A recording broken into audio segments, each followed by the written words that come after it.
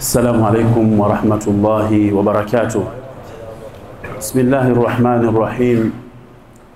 الحمد لله رب العالمين، وأصلي وأسلم صلاة وتسليما يليقان بمقام أمير الأنبياء وإمام المرسلين سيدنا وحبيبنا وقدوتنا محمد صلى الله عليه وسلم. أما بعد، فأوصيكم ونفسي المذنبة بتقوى الله عز وجل، فإنها وصية الله في الأولين والآخرين. يقول الله سبحانه وتعالى في القرآن الكريم: ولقد وصينا الذين أوتوا الكتاب من قبلكم وإياكم أن اتقوا الله وإن تكفروا فإن لله ما في السماوات وما في الأرض وكان الله غنيا حميدا. صدق الله العظيم. Baada ya kumshukuru Allah subhanahu wa ta'ala na kumtakia rehma na amani kipenzi cha Allah na kipenzi chetu, mtetezi wetu, shafii wetu, Bwana Muhammadin sallallahu alaihi wasallam, tuomba Mwenyezi Mungu subhanahu wa ta'ala kama alivyotukusanya hapa katika siku hii adhim, siku ambayo kwamba ni furaha kwa waumini, siku ya jaiza, siku ya kutoa zawadi. Tunamwomba Allah subhanahu wa ta'ala akatukutanishe pamoja na kipenzi chake mtume wake Bwana Muhammadin sallallahu alaihi wasallam katika pepo yake ya juu al-Firdaus al-A'la. Allahumma amin. Ikhwata al-iman, tumo ndani ya siku adhim, يوم al-Eid, siku ya furaha, siku ya kudhihirisha bashasha kwenye nyoyo zetu na kwenye sura zetu, siku ambayo kwamba Waislamu tumefurahi, tumemaliza mfungo wa mwezi wa Ramadhani, siku ambayo kwamba ikiwa katika uwanja wa ardhi ni siku ya furaha, basi mbele ya Mwenyezi Mungu subhanahu wa ta'ala siku hii inafahamika ni siku ya jaiza, siku ya kupewa zawadi. Fasaid, mwenye furaha ni yule ambaye kwamba ameutumia muda wake vizuri ndani ya Ramadhani, akafanya anwaa mbalimbali za ibadati, akajikurubisha kwa Mwenyezi Mungu subhanahu wa ta'ala kwa kufanya mazuri, akajikurubisha kwa Mwenyezi Mungu subhanahu wa ta'ala kwa kumuomba dua, akajikurubisha kwa Mwenyezi Mungu subhanahu wa ta'ala kwa kuswali na kufunga na kutoa sadaqati. Said ni yule ambaye kwamba atakayefurahi katika siku ya leo kwa yale ambayo kwamba aliyoyafanya katika mwezi huu wa Ramadhani. Na ashaqi, mwenye huzuni, ni yule ambaye kwamba ameuchezea muda wake wa Ramadhani ukapita kama yalivyopita masiku mengine yote, akuhtamu na sala, akuhtamu na siyamu yake kuifunga katika njia ambayo kwamba anairidhia Mwenyezi Mungu subhanahu wa ta'ala. Huyu ndio mtu ambaye kwamba kumsikitikia katika siku ya leo. Ikhwata al-iman, leo ni siku ya furaha kwa kuwa Allah ametukamilisha mimi na wewe kuingia katika siku hii ya Eid. Leo ni siku ambayo kwamba ya kumshukuru Mwenyezi Mungu subhanahu wa ta'ala kwa kumuadhimisha, kwa kuleta takbir, kwa kufurahi kama vile alivyotuamrisha mwenyewe kwenye Qur'anul Karim: walitukmilu al-idda walitukabbiru Allah ala ma hadakum wa la'allakum tashkurun. Muadhimisheni Mwenyezi Mungu subhanahu wa ta'ala kwa kuwezesheni, kukutuwezesha sote kuweza kuufunga mwezi wa Ramadhani siku 29, kwa kuona mwezi kisha baada yake Muislamu kuingia katika siku hii ya Eid. Lakini vile vile ni siku ya kufurahi kwa neema ambazo kwamba Mwenyezi Mungu subhanahu wa ta'ala alizotupa mbalimbali. Na katika neema kubwa ambayo kwamba Allah ametuwezesha nayo ni neema ya kufunga Ramadhani, neema ya kuwa sisi ni Waislamu. Na katika neema nyingine Allah aliyotupa ni neema ya kutenda mazuri ndani ya Ramadhani na kujua kwamba al-amalu salih, matendo mazuri, hayana mwisho kwa binadamu isipokuwa mwisho wake ni kuondoka katika hii dunia. wa'bud rabbaka hatta ya'tiyaka al-yaqin. Ikhwata al-iman, wakati humo wewe Muislamu uko katika kumuadhimisha Mwenyezi Mungu Subhanahu wa Ta'ala, unasema Allahu akbar, Allahu akbar, Allahu akbar, la ilaha illa Allah, Allahu akbar walillahi alhamd, Allahu akbar kabira walhamdulillahi kathira wa subhanallahi bukratan wa asila. Je, haya maneno unayatoa tu kwenye mdomo wako au unayajua maana yake kupitia kwenye moyo wako na kujua nini kinachokusudiwa kwenye maneno haya? Unapomwambia Mwenyezi Mungu Subhanahu wa Ta'ala Allahu akbar, maana yake yeye ni mkubwa. Ni mkubwa kwa hayo matatizo uliokuwa nayo. Allah ni mkubwa kuliko hayo matatizo yako. Allah ni mkubwa kuliko madeni uliokuwa nayo. Allah ni mkubwa kuliko hayo maradhi uliokuwa nayo. Allah ni mkubwa kwa hali yoyote ambayo kwamba uko nayo. Basi Mwenyezi Mungu ametaka umuadhimishe kwa siku ya leo, useme Allahu akbar, ili ujue kwamba yeye ni mkubwa kuliko kitu chochote. Hivyo vyote ambavyo kwamba waviona mbele ya Mwenyezi Mungu Subhanahu wa Ta'ala, wallahu ala kulli shay'in qadir. Mwenyezi Mungu juu ya kila jambo ni muweza. Huenda akakutoa kwenye hali yako ya dhiki uliokuwa nayo akakuleta katika hali ya furaha na nyingine ambayo kwamba hukuitarajia. Ikhwata al-iman, Ramadhani yatakiwa iishi kwenye maisha yetu yote, ili idi ikapatikane akhira mbele ya Mwenyezi Mungu Subhanahu wa Ta'ala. Ramadhani iishi kwenye maisha yetu yote. Ikiishi ile Ramadhani kwenye nyoyo zetu, tukaifanyia kazi katika maisha yetu yote, basi bila shaka mbele ya Mwenyezi Mungu Subhanahu wa Ta'ala ndio tutakwenda kukutana na idi iliyokuwa kubwa. Alfawzul azim, kufaulu kuliokuwa kukubwa ni pale mtu ambaye kwamba atapokukutana na jaiza, zawadi mbele ya Mwenyezi Mungu Subhanahu wa Ta'ala, akaambiwa wa tilkal jannatu allati urithumuha bima kuntum ta'malun. Hii ni pepo, ingieni, tumewapeni, tumewarithisheni kwa yale ambao kwamba mlikuwa mkiyatenda kwenye hii dunia. Ikhwata al-iman, madrasa ya siyam imetufundisha mambo mengi. Tumefunga siku 29.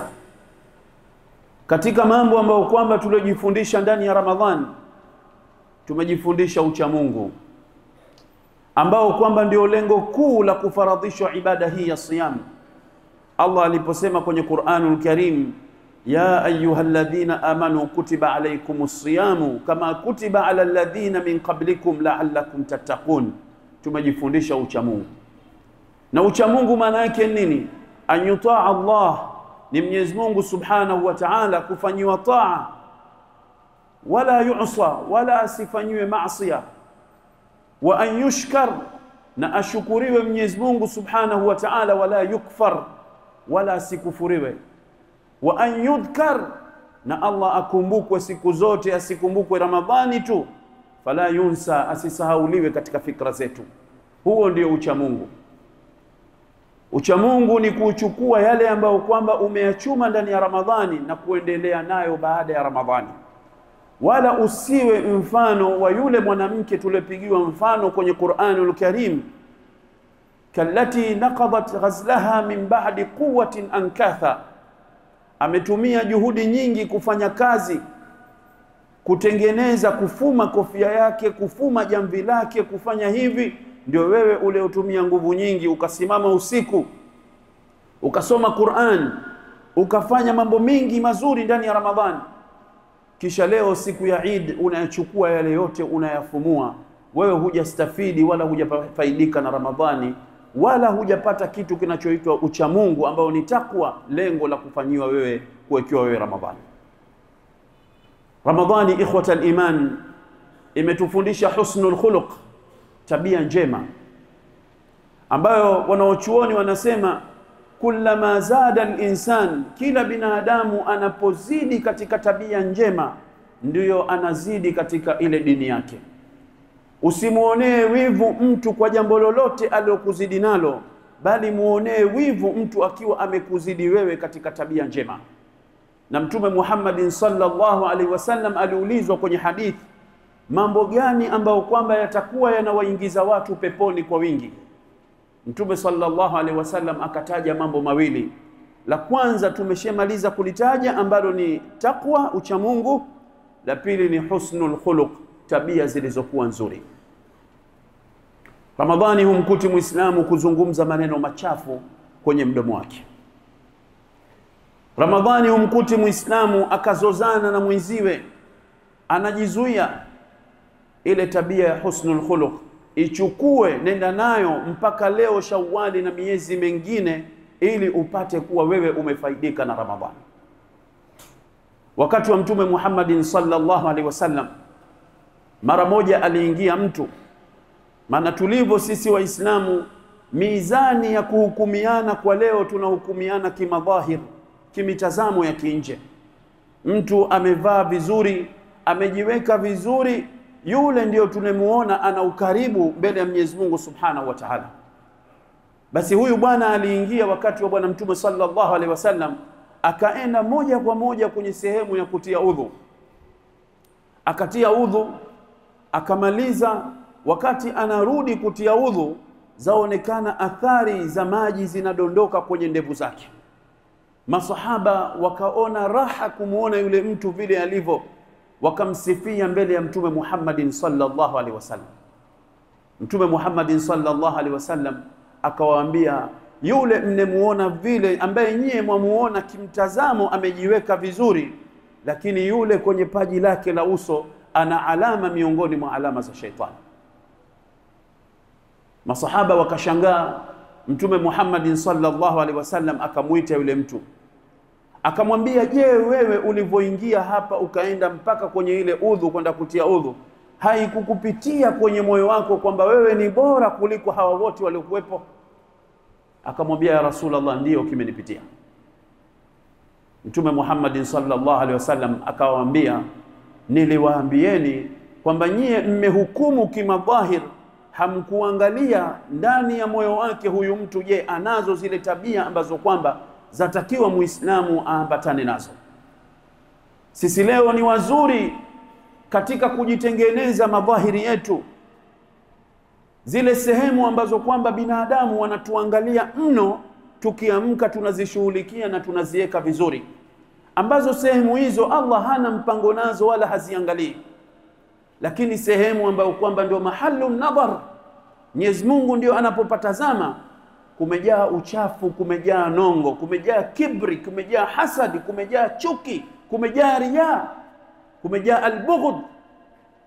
Inna Allaha la yanzuru ila ajsadikum wala ila suwarikum, Mwenyezi Mungu haangalii sura zenu wala haangalii miili yenu iko vipi, lakini Mwenyezi Mungu anapoangalia ila qulubikum, sehemu ambayo kwamba anoiangalia Allah ni nyoyo yako. Na hiyo siku ambayo kwamba ni siku ya Kiyama, Allah pia hatoshughulika na wewe kuangalia ulivyokuja. Yauma la yanfa'u malun wala banun illa man ata Allah biqalbin salim. Atakaye kwenda kwa Mwenyezi Mungu ikiwa amejivisha vazi la tabia nzuri, vazi la moyo wake kuwa msafi, huyo ndio atakayesalimika mbele ya Mwenyezi Mungu Subhanahu wa Ta'ala. Atakaye kuzidi kwenye tabia nzuri, huyo ndio ambaye kwamba amekuzidi kwenye dini yako. Kwa sababu hizi ibada tunazozifanya zote, wanawachuoni wanasema kuna ibada sha'airia, kuswali, kutoa zaka, kwenda hija, kwenda umra, ili ni sehemu moja la sheria ya Mwenyezi Mungu Subhanahu wa Ta'ala. Lakini kundi la pili ni muamala wako, unavyoamiliana na watu, unaishi nao vipi wenzio. Ramadhani ili kufundisha hukuwatukana wenzio. Baada ya Ramadhani endelea na mwenendo huo huo, kwa sababu bila ya muamala mzuri kwa wenzio, hizi ibada unazozifanya zote huenda ukaenda mbele ya Mwenyezi Mungu Subhanahu wa Ta'ala, wa qadimna ila ma amilu min amalin faj'alnahu haba'an manthura. Umefanya mazuri mengi, lakini hukuwa muamala mzuri na watu, ulikuwa ukijidai, ukienda kwa maringo, ukifanya hivi, unaenda yale matendo yako yote yanasambaratishwa mbele ya Mwenyezi Mungu Subhanahu wa Ta'ala. Ramadhani imetufundisha at-taawun, kushirikiana. tulikuwa tunaingia sote msikitini kwa pamoja, tunapanga safu, tunainuka, tunaswali tarawehe kwa pamoja, kila mmoja anamuonea huruma mwenziwe, kiasi ya kwamba moyo wako haukupi akikufuata Muislamu akakwambia leo mimi sina futari, ukamtoa patupo hivyo hivi, unaingiza mkono wako mfukoni, utachokipata unampa. Ramadhani imekufundisha kupendana. Haya mapenzi usiyachukue tu ukayabaliza ukayaacha ndani ya Ramadhani, yachukue uende nayo nje ya Ramadhani. Ramadhani imetufundisha as-safh, kusameheana,